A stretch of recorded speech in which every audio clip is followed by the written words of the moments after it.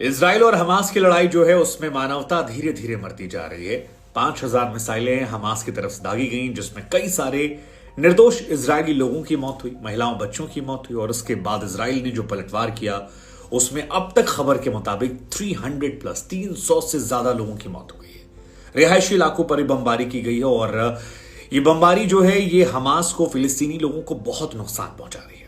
अभी भी जंग जारी है। कई तस्वीरें निकल कर आ रही हैं जहां पर हमास के लोगों को इजराइल के अंदर जो घुस आए थे ढूंढ ढूंढ कर निकाला जा रहा है और फिर नंगा करके उन्हें मार रहे हो। वैसे भी इजरायली सेना जो है अपनी बर्बरता को लेकर जानी जाती है। इस बीच बहुत सारे मुल्कों में, खासतौर पर पश्चिमी मुल्कों में समर्थन जो है इजराइल को मिला है। तमाम लोग समर्थन करें। इंडिया की तरफ से प्रधानमंत्री मोदी ने भी समर्थन किया है। ईरान ने समर्थन जो है वो अपना हमास को दिया है। तमाम मुस्लिम कंट्रीज में तो आवाजें नहीं उठ रही हैं, लेकिन मुसलमानों की तरफ से बड़ी संख्या में समर्थन जो है वो हमास को दिया जा रहा है। इजराइल के इतिहास को बताया जा रहा है, कैसे हजारों की संख्या में, लाखों की संख्या में लोगों को मारा गया, जिसको इजराइल पलटवार की बात करता है। लेकिन बहुत सारे लोगों के जहन में सवाल नहीं है कि ये विवाद है क्या और क्यों ये विवाद होता है, और क्या वजह है कि हमास और इजराइल आए दिन लड़ते रहते हैं और बीते 100 साल से ये लड़ाई चल रही है। कैसे इजराइलियों को बाहरी कहा जाता है, इजराइल और क्या ये पूरा विवाद है, यरूशलेम में कैसे तीन धार्मिक स्थलों की जगह है, ये सारी कहानी आज इससे। तो सबसे पहले आप ये जान लीजिए कि ये जो हमला हमास की तरफ से किया गया है, इसके पीछे 3 वजह दी गई। हमास ने जो लॉजिक दिया, एक कहा कि भैया अप्रैल के महीने में अल-अक्सा मस्जिद जो है उसमें इजरायली पुलिस ने ग्रेनेड फेंक दिया था और इससे मस्जिद जो है वो अपवित्र हो गई थी। उनकी धार्मिक स्थल है, मुसलमानों में 3rd सबसे पवित्र जगह जो है वो अल-अक्सा मस्जिद मानी जाती है, और उसके अपवित्र होने की बात कहकर यहां पर हमास ने बदला लेने की बात कही। दूसरा, हमास का यह आरोप है कि इजरायली सेना जो है वो हमास के इलाकों पर लगातार हमला करती है, अतिक्रमण करती है, उन्हें भगाती है, इस वजह से भी वो अटैक कर रहे हैं। और तीसरा आरोप जो है वो ये कि उनकी महिलाओं पर हमेशा अटैक होता है, इस वजह से भी। हालांकि एक चीज ये भी शॉकिंग है कि जितना विरोध हिंदुस्तान या पाकिस्तान या ईरान के मुसलमान कर रहे हैं, उतना अरब देशों से नहीं हो रहा है विरोध। और ये हमास भी कह रहा है कि हमला उन अरब देशों के लिए मैसेज है जो इजराइल के साथ संबंधों को नॉर्मल करने की कोशिश कर रहे हैं। उनसे कहा यह अपील है कि आप इजराइल के साथ रिश्ते तोड़ दें, क्योंकि इजराइल एक अच्छा पड़ोसी और शांत देश कभी नहीं हो सकता। और इजराइल ये सब इसलिए कहा जा रहा है क्योंकि इजराइल अमेरिका की वजह से तमाम अरब देशों के करीब आ रहा था, खासतौर पर सऊदी अरेबिया करीब आ रहा था। और खबर ये भी आई थी कि सऊदी अरेबिया जो है वो इजराइल को मान्यता देने वाला है। नेतन्याहू ने कह भी दिया कि भैया अब जंग की शुरुआत हो गई है, जंग होगी और हम बदला लेंगे। जबरदस्त तरीके से दुश्मनों को कीमत चुकानी पड़ेगी। और इसी के बाद भयंकर लड़ाई, भयंकर युद्ध जो है वो शुरू हो गया। लेकिन अब आपको बताते हैं कि कैसे 3 धर्मों की एक पवित्र जगह होने की वजह से पूरा विवाद है। जमीन, इजराइल और फिलिस्तीन की लड़ाई में सबसे बड़ी वजह है एक स्थान पर 3 अलग अलग धर्मों के लोगों का दावा। दरअसल यरूशलेम दुनिया की एकमात्र ऐसी जगह है जहां पर दुनिया के 3 बड़े धर्म, जिसमें इस्लाम, ईसाई और यहूदी आते हैं, वो अपने पवित्र स्थल होने का दावा करते हैं। और तीनों की इंपॉर्टेंट जगह जो है वो यहीं पर है।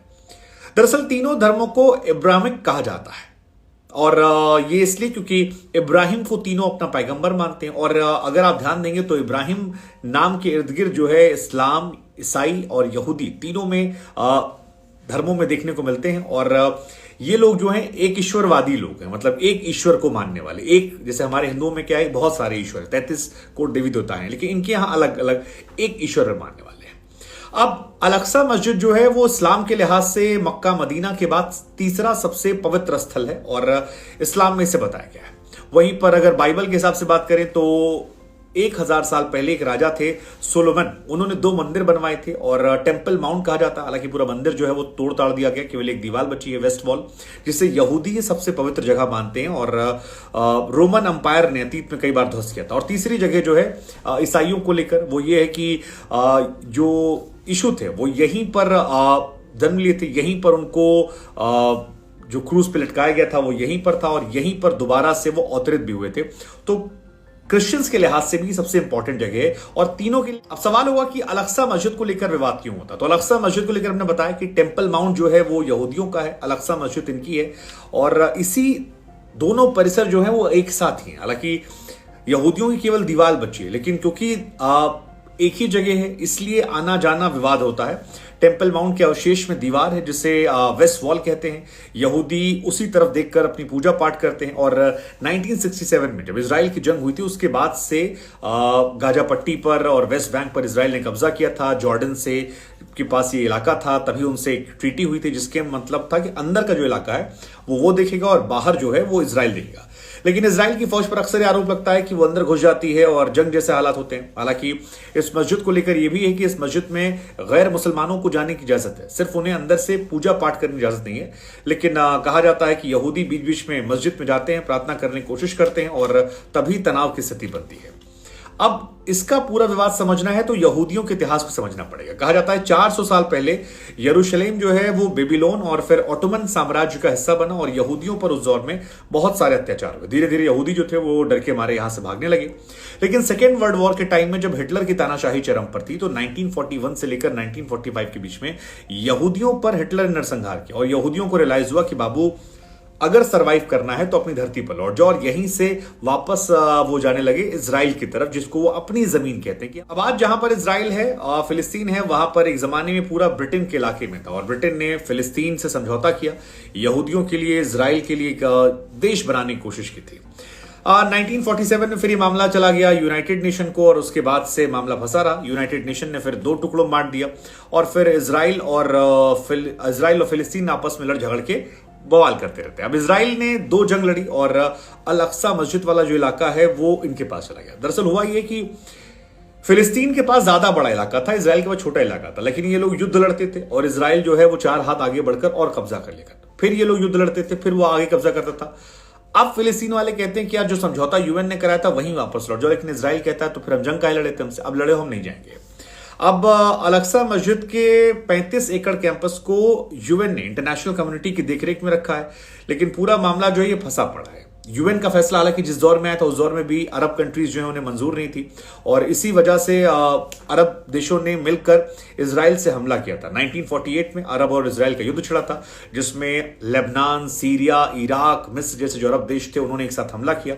हालांकि युद्ध खत्म हुआ तब इजराइल, यरूशलेम जो था वो 2 हिस्सों में बढ़ गया और ज्यादा हिस्सा जो है वो इजराइल के पास चला गया, इजराइल के कंट्रोल में आया। ईस्ट पर जॉर्डन का कब्जा रहा, लेकिन जो वेस्ट वाला हिस्सा था उसे इजराइल ने अपने कब्जे में कर लिया और उसके बाद उसकी पहुंच बढ़ती चली गई। इसके बाद जो युद्ध हुआ था वो 6 डे वॉर था जिसमें तमाम देश जो हैं वो शामिल हुए थे। मिस्र, सीरिया, जॉर्डन जैसे अरब देशों ने फिर 1967 में हमला किया और यही वो युद्ध था जिसमें इजराइल ने सबको चारों खाने चित कर दिया। मतलब ये युद्ध ऐसा था कि इजराइल के लिए एग्जिस्टेंस का सवाल था कि अगर हारे तो दुनिया में उनके लिए कहीं कोई जगह नहीं है, वो कहीं नहीं रह पाएंगे। और कहते हैं ना कि आदमी जब अस्तित्व की लड़ाई होती है तो कई बार अपनी औकात से ज्यादा लड़ जाता है और यही इजराइल के साथ रहा। और उन्होंने 6 डे वॉर में 5 से 10 जून साल 1967 के बीच में युद्ध था और अरब देशों को हराया और इसी उस लड़ाई के बाद अल अक्सा और टेम्पल माउंट वाले इलाके पर इजराइल का कब्जा हुआ और वहीं से बवाल कटने लगा। हालांकि जो वक्फ ट्रस्ट है 35 एकड़ का इलाका वो उनके पास ही रखा। अब अल अक्सा मस्जिद जो है वो पहले अल किबली मस्जिद बनी थी, उसके बाद कहा जाता है कि दूसरे खलीफा जो थे उमर अब्र अल खट्टाब उन्होंने इसे बनवाया था। पैगंबर मोहम्मद के 4 साथियों में से एक थे। 1400 साल पहले 7वीं शताब्दी में इसके बनने की शुरुआत हुई थी और बहुत सारे जो मस्जिद में जो 35 एकड़ का इलाका है जिसको इस्लाम में हरम अल शरीफ के नाम से जाना आता है, जिसका मतलब है कि मक्का से अल अक्सा मस्जिद की दूरी को बताता है, इस्लाम में इसके महत्व बताता है। तो ये मस्जिद इस्लाम के लिहाज से बहुत खास है। यही वो जगह है जहां पर पैगंबर मोहम्मद ने आखिरी सांस ली थी और कहा जाता है जन्नत की यात्रा की थी। और जिस जगह से वहां उनके जाने का रास्ता है वहां आज के समय डोम ऑफ रॉक बना हुआ है। सो ये दोनों के विवाद। अब कुरान में भी इस बात का जिक्र है कैसे मक्का के मस्जिद से यरूशलेम के अल अक्सा मस्जिद तक यात्रा की गई और इसमें जोड़ा गया और मस्जिद के नाम में इसीलिए अक्सा जो है वो यहां पर जोड़ा गया है, जिसका मतलब है पैगंबर मोहम्मद इतनी दूर यात्रा करके यहां पर पहुंचे थे। और कुरान में सिर्फ 2 मस्जिदों के नाम का जिक्र है, वैसे एक उसमें से है अल अक्सा मस्जिद और दूसरी जो है वो मक्का का अल हरम मस्जिद। तो सिर्फ इन्हीं 2 के लिए है और इस्लाम में जितने भी खलीफा हुए वो तमाम खलीफाओं का यहां से कुछ ना कुछ संबंध रहा। तो इस्लाम में ये बहुत बहुत बहुत इंपॉर्टेंस जगह रखती है। लेकिन फिर वही कहानी कि 3 लोगों की लड़ाई हुई। हालांकि 1967 के बाद भी लड़ाई खत्म नहीं हुई है, उसके बाद भी 6 बार और इजराइल में जंग की नौबत आई है अक्टूबर 1973 में लड़ाई हुई थी, जहां पर मिस्र और सीरिया के नेतृत्व में एक बार फिर हमला हुआ था, लेकिन इस बार भी इजराइल ने पलटवार दिया और फिर भाग गए। दिसंबर 2008 में हमला हुआ था, इजराइल ने 3 हफ्तों तक गाजा पर अटैक किया था और उसके बाद फिलिस्तीन ने रॉकेट से हमला किया, फिर इजराइल ने हमला पलटवार किया। तकरीबन 1100 जो फिलिस्तीनी थे उनकी मौत हुई थी। नवंबर 2012 में हमला हुआ था, इजराइल ने हमला किया, फिलिस्तीन के तकरीबन 150 लोग मारे गए थे, इजराइल के 6 लोग मरे थे। जून 2014 में हमला हुआ, तकरीबन 2000 फिलिस्तीनियों की मौत हुई, 67 इजरायली सैनिक मरे थे। दिसंबर 2017 में हमला हुआ, जिसमें काफी घटनाएं हुई। मई 2021 में घटना हुई जहां पर जबरदस्त लड़ाई हुई थी। ये लड़ाई चलती रहती है। इस बार भी कहा जा रहा है कि ईरान ने शायद थोड़ा सपोर्ट किया है, लेकिन वही है कि हर बार लड़ाई का पैटर्न वही है, ज्यादा नुकसान हमास और फिलिस्तीनियों को ही होता है। और दुनिया क्योंकि बटी हुई है, मुसलमानों का पूरा समर्थन जो है वो जाता है फिलिस्तीनियों के साथ, और यूरोपियन कंट्रीज जो हैं वो कहती हैं कि इजराइल तो गलत कर ही नहीं रहा, इजराइल पर हमला होता है तो अपनी संप्रभुता बचाने के लिए वो काउंटर अटैक करता है। और इसी में आरोप प्रत्यारोप के बीच में इंसानियत मरती रहती है। दोनों साइड से अपने अपने एजेंडे चलते हैं, प्रोपेगेंडे चलते हैं। अब नुकसान मतलब ठीक है इंसानियत का हो रहा है। इस घटना की बात करें तो इस बार भी यही हो रहा है, तकरीबन 300 आदमी मर गए यार इस बार भी। मतलब बहुत भयंकर है ये और काफी ज्यादा पेनफुल है। लेट्स जस्ट होप कि इंसानियत बची रहे, लेट्स जस्ट होप कि चीजें बेहतर हों। बहुत बहुत पेनफुल तस्वीरें वहां से आ रही हैं, हम तो सिर्फ प्रार्थना कर सकते हैं और बाकी देखते हैं क्या होता है, जो होगा आपको बताएंगे। लेकिन यही पूरा विवाद है, घटना ही है। समय के बारे में खास बात होती है कि ये बदलता रहता है। मतलब अच्छा वक्त जब आता है तब आपके लिए खुशियां लाता है, लेकिन बुरा वक्त थूक के भाव आता है, चारों तरफ से परेशानियां लाता है। और ऐसी ही एक परेशानी में इन दिनों घिर गए हैं एल्विश यादव। एल्विश यादव याद है आपको? बिग बॉस OTT 2 विनर, पहली बार बीच शो में एंट्री, वहां से आए, फिर तमाम हीरोइनों के साथ नाचते गाजते नजर आ रहे हैं। इन दिनों एल्विश के साथ सब कुछ उल्टा पुल्टा हो रहा है। मतलब उनकी एक्टिंग स्किल को लेकर उन्हें ट्रोल किया जा रहा है, हालांकि इसके लिए वो खुद भी जिम्मेदार हैं, क्योंकि एक जमाने में अर्जुन कपूर से लेकर वरुण धवन सबका उन्होंने मजाक उड़ाया था। अब लोग उनके वीडियोस को दिखाकर कह रहे हैं कि यार देखो तुम अपना क्या कर रहे हो, मतलब तुमको देख के तो वो अच्छे लग रहे हैं। उधर दूसरी तरफ उनके फ्रेंड अभिषेक को लेकर आरोप लग रहा है कि अभिषेक ने उनके खिलाफ नेगेटिव पब्लिसिटी करवा दी और मीम्स और सोशल मीडिया पर चारों तरफ गंद मचा दी है। उनके खिलाफ वो वायरल करवा रहे हैं तमाम कंटेंट पैसे दे देके। लेकिन एल्विश की सबसे बड़ी ताकत 2 चीजें रही हैं जो इंडिया में बहुत ही पॉपुलर हैं। एक जाति, दूसरा धर्म। एल्विश की जाति जिसकी वजह से उन्हें बिहार में तेज प्रताप यादव तक सपोर्ट करते थे, और दूसरा उनका धर्म जिसे लेकर वो हमेशा एक स्ट्रांग स्टैंड लेते थे।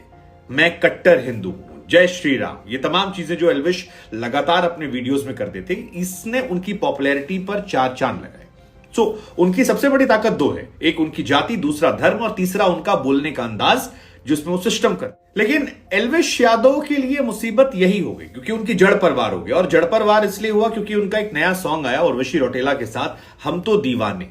अब हम तो दीवाने में एल्विश यादव जो है वो आदाब कर रहे थे। और यही हम कहते हैं, जब आप एक समय बहुत एक्सट्रीम हो जाते हैं सो फिर थोड़ा सा चेंज भी लोगों को परेशान करने लगता है। अब वो उर्वशी के साथ आदाब जो था उसे लेकर उनके तमाम फैंस जो थे वो भड़क गए।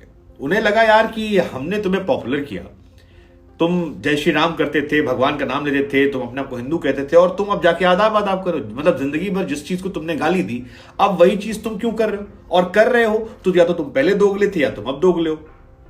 ये मामला काफी ज्यादा बड़ा होने लगा और धीरे धीरे ये मामला तब और बड़ा हुआ जब मुनव्वर फारूकी को उन्होंने फॉलो कर लिया। अब मुनव्वर फारूकी वैसे तो एक शानदार कमाल के शायर हैं, कमाल के स्टैंड अप कॉमेडियन हैं, लेकिन उनके साथ एक कंट्रोवर्सी थी, अगर आप नहीं जानते तो आपको बता दें।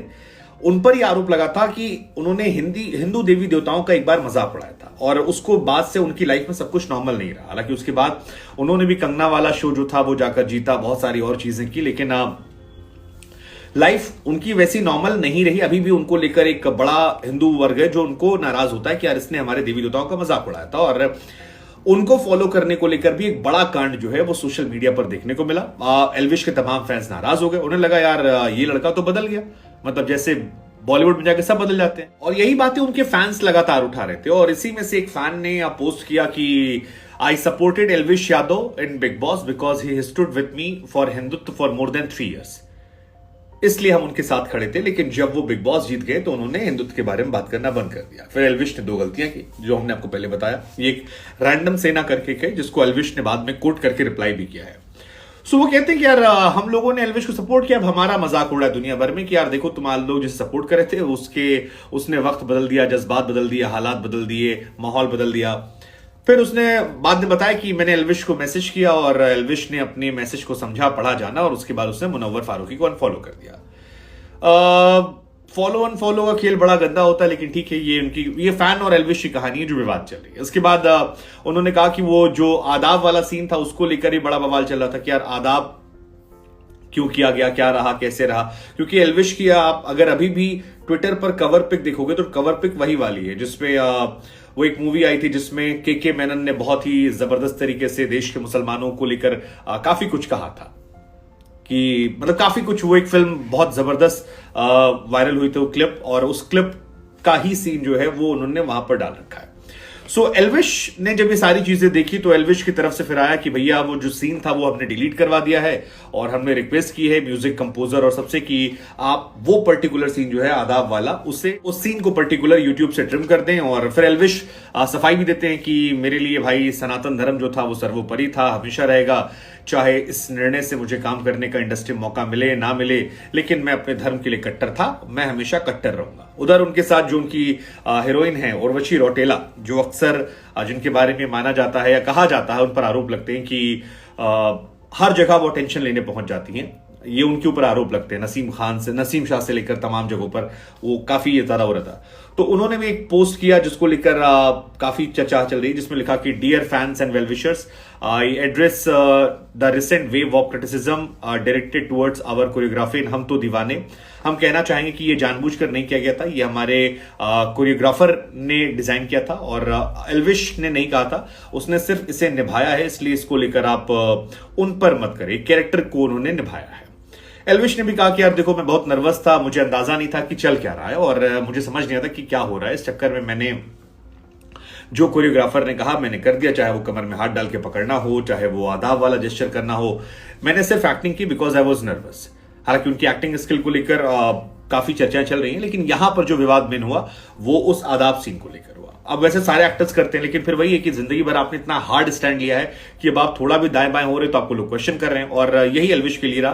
फिर उन्होंने बताया कि ये गलती से मिस्टेक हो गया, हमसे जानबूझकर नहीं मिस्टेक हुआ भाई। और उन्होंने इस बात को फिर कहा भी वीडियो में कि भैया मेरा पहला वीडियो था इसलिए ध्यान नहीं दे पाया, ये सारी चीजें नहीं कर रहा हूं, कमर पकड़ना है, आदाब करना है, बहुत नर्वस हूं मैं, ये सब हो गया, मैंने गौर नहीं किया। बाद में जब मैंने खुद देखा तो मुझे लगा कि यार ये तो खराब था, लेकिन मैंने फिर टीम से कहा कि इसे ट्रिम करवा दो, चीजें बदल सकती हैं, तुम्हारा भाई हमेशा राम भक्त था, हमेशा रहेगा, मेरी बायो में भी कट्टर हिंदू लिखा हुआ है, वो रहेगा, माफी मांगता हूं, एल्विश गलत नहीं कर सकता, मैं अभी भी डाउन टू अर्थ इंसान हूं, तमाम चीजें उन्होंने कही। और फिर कहा कि सनातन सर्वोपरि, इंडस्ट्री में काम मिले ना मिले। उधर इनका एक विवाद जो है वो अभिषेक के साथ भी चल रहा है, बहुत भयंकर चल रहा है, जिसमें चल रहा है कि अभिषेक ने इनकी एक्टिंग स्किल से लेकर तमाम चीजों को लेकर छोटी छोटी बातें एल्विश को लेकर जो है उसको पीआर के जरिए फैलवा दिया। ये एल्विश और उनकी टीम का आरोप लग रहा है कि जानबूझकर हर प्लेटफॉर्म पर उनके लेकर नेगेटिव पब्लिसिटी जो है वो करवानी शुरू कर दी है। और एल्विश और उनका ये मानना है कि ये इसलिए किया जा रहा है क्योंकि उनका नाम वो खराब नहीं कर पाए, और जब नाम नहीं खराब कर पाए तो फिर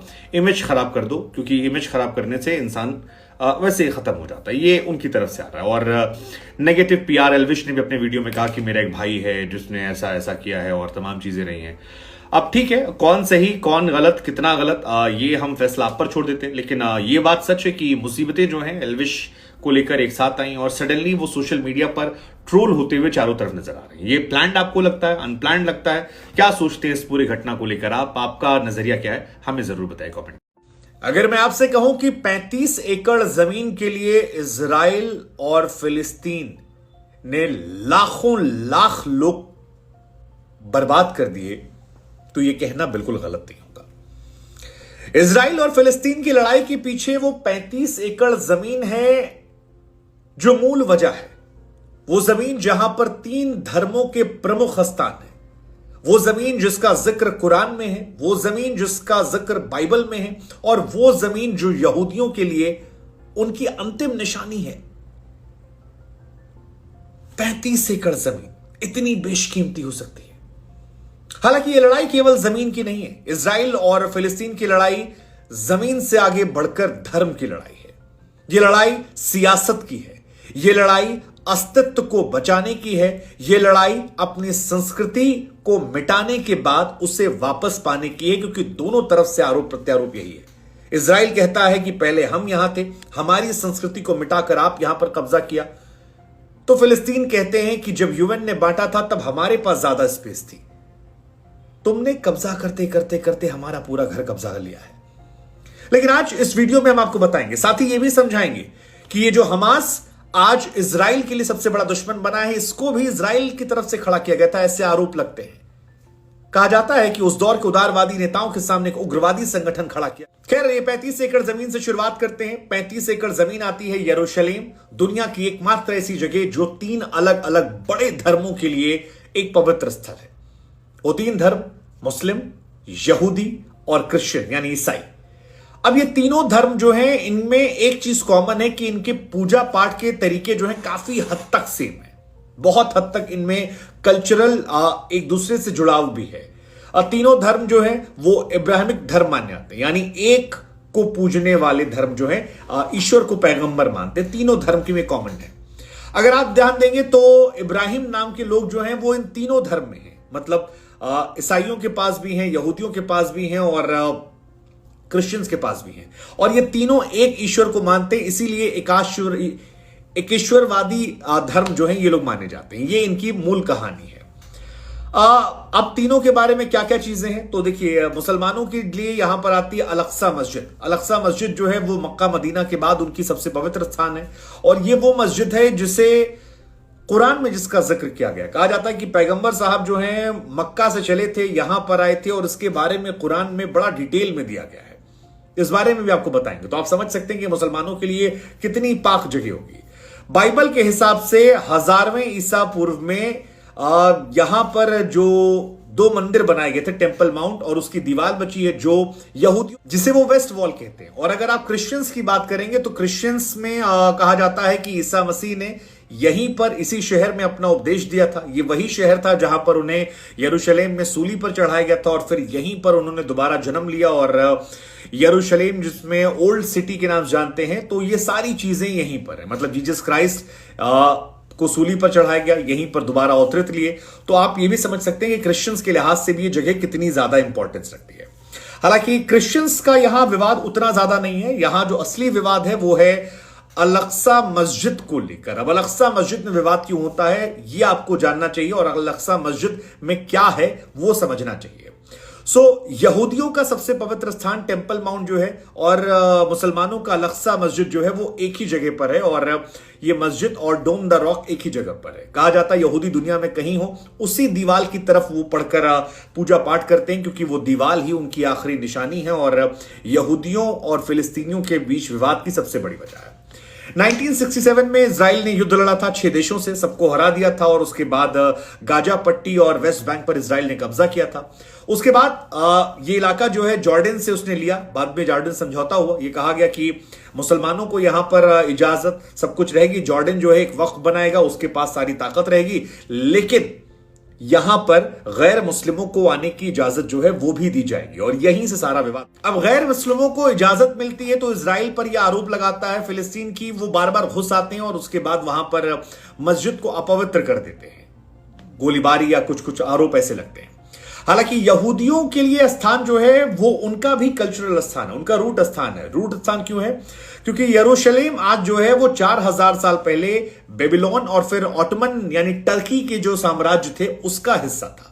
तो जब टर्की वालों का यहां राज्य था तब यहूदियों को मारा गया, पीटा गया, परेशान किया गया और उन्हें यहां से भागने पर मजबूर किया गया। और उसके बाद यहूदी दुनिया भर में भाग गए। यहूदी दुनिया भर में गए, अलग अलग जगह रहने लगे। लेकिन जब हिटलर का शासन शुरू हुआ तो 1941 से लेकर 1945 के बीच में लाखों यहूदियों का जमकर उसने नरसंहार किया। और उसकी वजह से यहूदियों को रियलाइज हुआ कि अलग अलग रहेंगे तो अस्तित्व खत्म हो जाएगा, संस्कृति खत्म हो जाएगी। अगर मुट्ठी बांध कर रहेंगे तो एक साथ जुड़े रहेंगे और हमेशा साथ साथ रहेंगे। और इसी वजह से वो आ गए। अब आज जहां पर इजराइल और फिलिस्तीन है वहां पर यह इलाका पहले ब्रिटेन के कब्जे में था, लेकिन ब्रिटेन ने बाद में फिलिस्तीनियों समझौता किया और यहूदियों के लिए एक इजराइल देश बनाने की कोशिश की। विवाद हुआ, उसके बाद मामला यूनाइटेड नेशन गया। 1947 में यूनाइटेड नेशन ने इसको फिलिस्तीन को 2 हिस्सों में बांटा और इसके बाद से मामला शुरू हो गया। अब दो हिस्से बटे तो एक बहुत बड़ा हिस्सा जो है वो चला गया फिलिस्तीन के पास और छोटा सा हिस्सा चला गया आपके इजराइल के पास। अब ये अल-अक्सा मस्जिद और टेंपल माउंट जो है इसको लेकर विरोध बढ़ गया। तो जब विवाद बढ़ा तो अल-अक्सा मस्जिद और इसका जो 35 एकड़ का कैंपस है इसे यूएन ने इंटरनेशनल कम्युनिटी की देखरेख में रख लिया।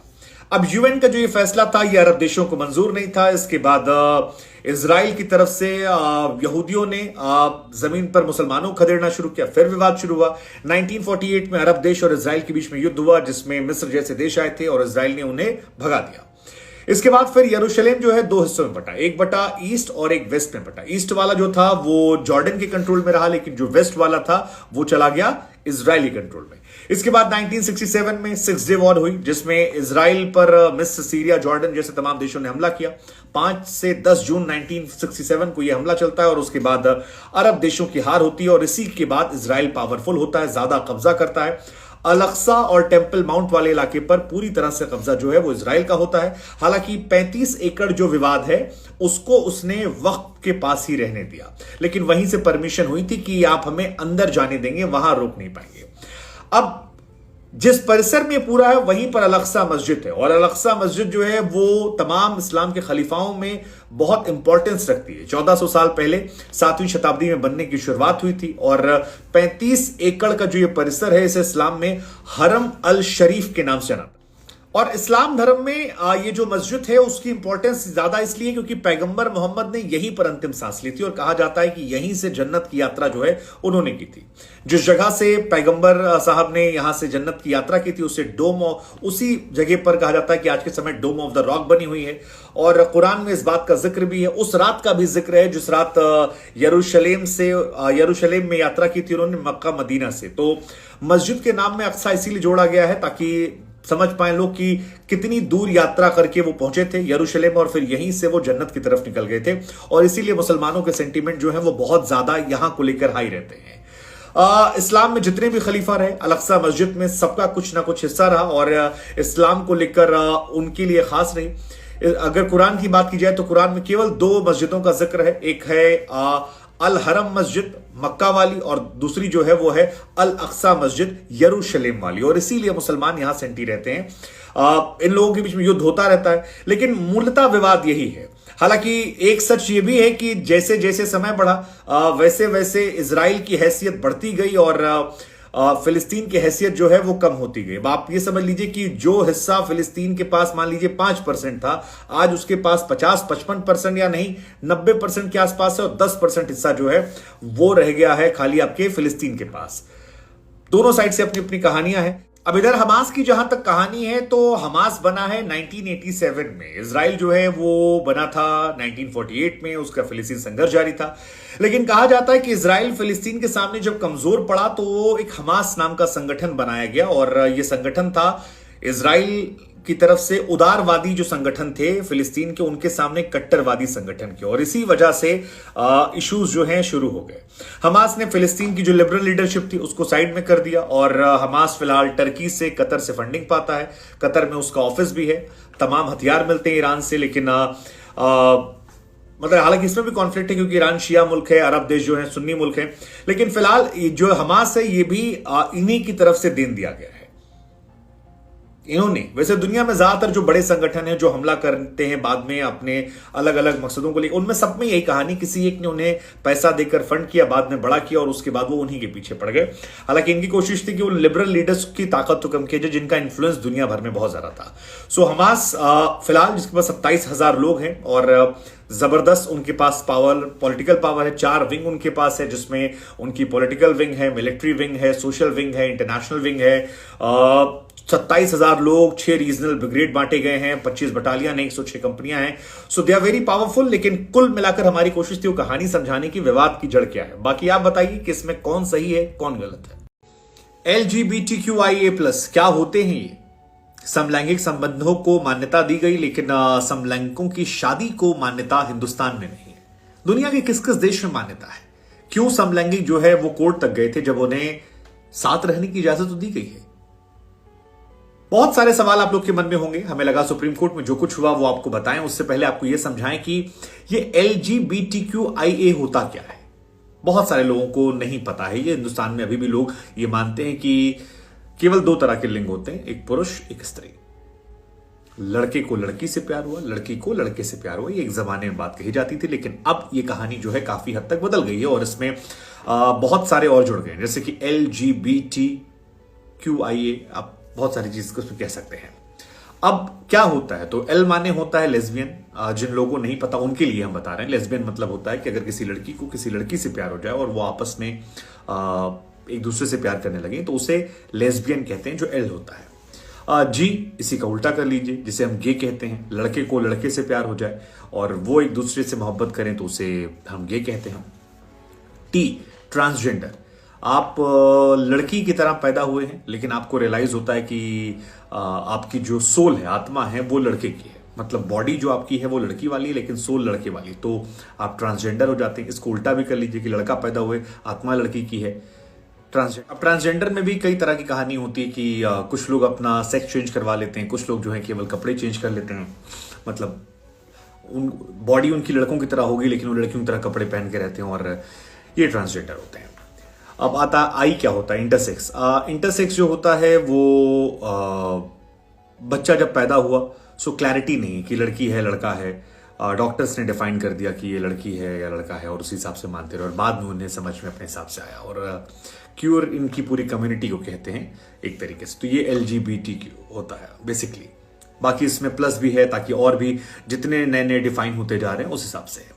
लेकिन सवाल आपके मन में होगा कि ये लोग जो हैं ये क्यों सुप्रीम कोर्ट गए थे जब इन्हें समलैंगिक संबंधों की मान्यता मिल चुकी थी, तो दिक्कत क्या हो रही थी? दिक्कत गुरु ये हो रही थी कि सेम सेक्स मैरिज में अगर मान्यता नहीं मिली है तो ग्रेचुटी, गोद लेना बच्चे को, सरोगेसी जैसे जो मूलभूत बातें होती, इनको उसका अधिकार नहीं मिला था। जॉइंट अकाउंट अगर खोलना है तो वहां पर भी इनको अधिकार जो है नहीं मिल रहा था, और कई सारे ऐसे नियम कायदे कानून भारत में हैं जहां पर सिर्फ पुरुष और महिला दोनों को साथ में मिलता है।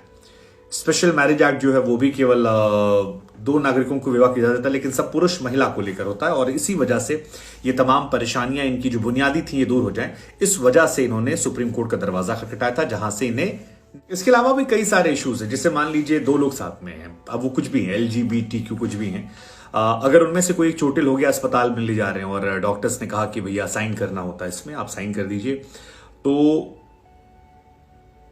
आपके साइन अप्रूव नहीं किए जाएंगे क्योंकि आप फैमिली मेंबर नहीं है और आप शादीशुदा नहीं है, सो वो लीगलाइज नहीं होगा कि आप इनके ऑफिशियल फैमिली मेंबर हैं। अगर शादी को मान्यता मिल जाती तो ये आपस में रह सकते थे। किसी सोसाइटी में घर लेने जा रहे हैं, हस्बैंड वाइफ मान लीजिए कहा जाए, सो इनको अगर कहीं कपल्स का अलाउड है कि हाँ केवल कपल्स रहते हैं, शादीशुदा लोग रहते हैं, तो वहां पर इनको घर नहीं मिलेगा, कहा जाएगा कि आप शादीशुदा नहीं। तो ऐसे बहुत सारी बेसिक जो चीजें हैं, तमाम प्रिविलेज जो शादी के बाद लोगों को मिलते हैं, वो तमाम मान्यताएं सामाजिक जो मिलती हैं वो इनको नहीं मिलती है, और इसी वजह से सेम सेक्स मैरिज को मान्यता देने के लिए दिल्ली हाईकोर्ट में याचिकाएं दायर की गई थी, जहां पर सभी याचिकाकर्ताओं को सुप्रीम कोर्ट बुलाया गया, और याचिकाकर्ताओं की बात का विरोध जो है वो सरकार कर रही थी, और आखिर में सरकार की तरफ से जो बातें रखी गई वो सुनी गई, इन लोगों की बातें सुनी गई। अब इन्होंने क्या क्या बात रखी थी कि इनको मिली जाए, तो इनकी तरफ से था कि भाई जितने भी लोग हैं जो भगवान ने बनाया है उनको शादी करना सबका मौलिक अधिकार है, अब चाहे जिस जेंडर से हों, शादी के कई फायदे होते हैं, तो आप हमेशा के लिए, इन लोगों का तर्क था कि हमें इससे वंचित नहीं कर सकते आप इससे। अब आपके मन में सवाल आएगा कि जब इतनी सारी बेसिक बातें थी तो फिर सरकार इसका विरोध क्यों कर रही थी, सरकार को इससे क्या दिक्कत थी? सरकार ने दरअसल 3 बातें बेसिकली रखी हैं। पहली बात रखी कि शादी जो है वो एक पॉलिसी का विषय है और इसे विधानसभा या फिर संसद के जरिए ही पारित करना चाहिए, सुप्रीम कोर्ट को इस पर फैसला नहीं करना चाहिए, उनका यह तर्क था। दूसरा तर्क ये निकल कर आया था कि सेम सेक्स मैरिज को अगर हम अलाउ कर देंगे तो फिर पर्सनल लॉ का जो सिस्टम है वो पूरी तरह से हिल जाएगा, ये निकल कर आया था। तीसरा जो सबसे बड़ी वजह लगती है वो ये है कि शादी को लेकर एक ट्रेडिशनल कॉन्सेप्ट है जिसमें एक पुरुष, बायोलॉजिकल पुरुष, एक महिला और उनके जरिए बच्चा होते हैं, और इससे छेड़छाड़ नहीं की जा सकती है। सरकार की तरफ से कहा गया कि समलैंगिकों के जोड़े को पार्टनर की तरह रहने और उनके फिजिकल इंटीमेसी को इंडियन कल्चर के हिसाब से मान्यता नहीं दी जा सकती। क्योंकि हमारे कल्चर के हिसाब से एक पुरुष एक महिला आपस में जब मेकआउट करते हैं तो वहां से बच्चा पैदा होता है और ये पूरा प्रोसेस होता है। तो ये एक कहानी जो है ये यहां से निकल कर आई है। अब इसको लेकर भी आपके मन में बहुत सारे सवाल होंगे कि यहां से आगे क्या, और क्या दुनिया में कोई ऐसा देश है जिसने मान्यता दी है। तो आपको बता दें कि दुनिया में 34 देश ऐसे हैं जहां पर सेम सेक्स मैरिज को मान्यता दी गई है। अमेरिका वो पहला देश था 1971 में जहां पर सेम सेक्स कपल को मैरिज का लाइसेंस दिया गया था, और कानूनी मान्यता जो उनके यहां पर है, कानूनी मान्यता अमेरिका में 2015 में दे दी गई थी। तो ये अमेरिका का इतिहास है। नीदरलैंड दुनिया का पहला देश है जिसने सेम सेक्स मैरिज को मान्यता दी थी 2001 में। तो बहुत पुरानी कहानी नहीं है, इसीलिए शायद इंडिया में भी सेम सेक्स मैरिज कपल जो हैं वो बार बार कोशिश कर रहे हैं कि अगर नीदरलैंड में 2001 में हुआ, अमेरिका जैसे प्रोग्रेसिव देश में 2015 में हुआ, सो दे एक्सपेक्टिंग कि शायद इंडिया में भी इसे अलाउ कर दिया जाए। आयरलैंड जो है 2015 में रेफरेंडम के जरिए सेम सेक्स मैरिज को उसने लीगलाइज किया था। एशिया की अगर आप बात करेंगे तो एशिया में सिर्फ एक देश है जिसने सेम सेक्स मैरिज को कानूनी मान्यता दी है। अब एशिया में इतने सारे देश हैं, लेकिन सिर्फ ताइवान वो देश है जहां पर सेम सेक्स मैरिज को मान्यता दी गई है। और इसके पीछे लॉजिक जो दिया गया वो 3 लॉजिक बेसिकली है जिसको लेकर ये मान्यता दी गई है। पहली लॉजिक है कि समलैंगिक शादी को मान्यता ना देना भेदभाव करने जैसा होगा, क्योंकि कानून में सबको बराबर का अधिकार मिलना चाहिए। ये एक लॉजिक दिया गया। दूसरा लॉजिक ये है कि फ्रीडम, हर इंसान को राइट है कि वो किससे प्यार करता है, वो उसकी चॉइस है, और ये एक बेसिक ह्यूमन राइट है, ये इसमें उसका हक नहीं होता, ये ऊपर वाले ने बनाया है। सो चाहे वो लड़की से प्यार करे या वो लड़के से प्यार करे या वो जो भी है, ये उसका अपना अधिकार है। उसे इस बात की आज़ादी होनी चाहिए जैसे हमें धर्म चुनने की, कपड़ा पहनने की होती है। और तीसरा जो है वो सोशल बेनिफिट्स है, क्योंकि शादी के बहुत सारे सामाजिक फायदे होते हैं और उन फायदों से इन लोगों को वंचित यानी दूर नहीं रख। इन शॉर्ट, इंडिया में अभी सेम सेक्स मैरिज जो है वो बैन है, वो गलत है, मतलब गलत नहीं है, गैर कानूनी है। गैर कानूनी आप इसे राइट टर्म यूज कर सकते हैं। इंडिया में अलग अलग कानून है, जैसे हिंदुओं को लेकर, सिखों को लेकर, जैन, बुद्ध, सिख, इनको लेकर एक मैरिज एक्ट बना हुआ है। क्रिश्चियंस को लेकर एक अलग एक्ट है, और मुस्लिमों का जो है वो उनके पर्सनल लॉ बोर्ड के तहत होता है। हालांकि अगर आप समलैंगिक रिश्तों का इतिहास देखेंगे कि हिस्ट्री इनकी कहां पर है, तो बड़ी पुरानी कहानियां हैं। मतलब मेसोपोटामिया के दौर से इनकी हिस्ट्री शुरू होती है। यूनान, चीन, जापान और तमाम सभ्यताओं तक इनकी जो कहानियां हैं वो फैली हुई है। रोम में बहुत सारी शादियां समलैंगिकों की जो है वो बेहद आम मानी जाती थी, और कई किताबें ऐसी लिखी हैं जिसमें बताया गया है कि रोम जो सबसे प्राचीन सभ्यता में से है कि वहां पर ऐसे बड़े सारे किस्से थे और माना गया। लेकिन इनके साथ इश्यूज तब शुरू हुए जब ईसाई और इस्लाम धर्म जो है वो राइज किया, क्योंकि ईसाई और इस्लाम धर्म में समलैंगिकों के साथ जबरदस्त तरीके से शोषण हुआ, और उनके धर्म में तकरीबन 1500 या 2000 साल तक इन लोगों को समाज में एक कलंक के तौर पर देखा जाता था। सो इनके साथ शोषण जो है बहुत सारा होने लगा। 1719 में फ्रांस वो पहला देश था जिसने समलैंगिकों को अपराध की श्रेणी से हटा दिया था कि ये लोग जो कर रहे हैं वो क्राइम नहीं है, और धीरे धीरे फिर बाकी कंट्रीज का नजरिया जो है वो इनको लेकर बदलने लगा, और आज हम यहां तक पहुंचे। इवन आप मतलब 31 देश, फ्रांस, जर्मनी, बेल्जियम, अमेरिका, 31 देश ऐसे जहां के कॉन्स्टिट्यूशन में ही अब इनकी शादी को लीगल कर दिया गया है। लेकिन ब्रिटिशर्स जब इंडिया पे राज करते थे तब उन्होंने भी इंडिया में सेम सेक्स मैरिज पर पाबंदी लगा दी थी, और इसको लेकर कड़े कानून बनाए गए थे। हालांकि साल 2018 में इन कड़े कानूनों को हटा दिया गया और इसे अपराध की श्रेणी से बाहर कर दिया गया। लेकिन ये अपराध की श्रेणी से बाहर क्या गया, मतलब ये अपराध नहीं है, लेकिन इसको लेकर यह भी कहा जाता है कि ये लीगल नहीं है। तो जो बेसिक राइट्स जिसकी बात वो करते हैं कि सामाजिक जो हमने आपको इश्यूज बताया वो इनको नहीं मिलेगा। अब 5 जजों की बेंच जो है इसको लेकर सुनवाई कर रही थी। अब ये मामला जो है ये निकल कर आया है। कहानी काफी सेंसिटिव है।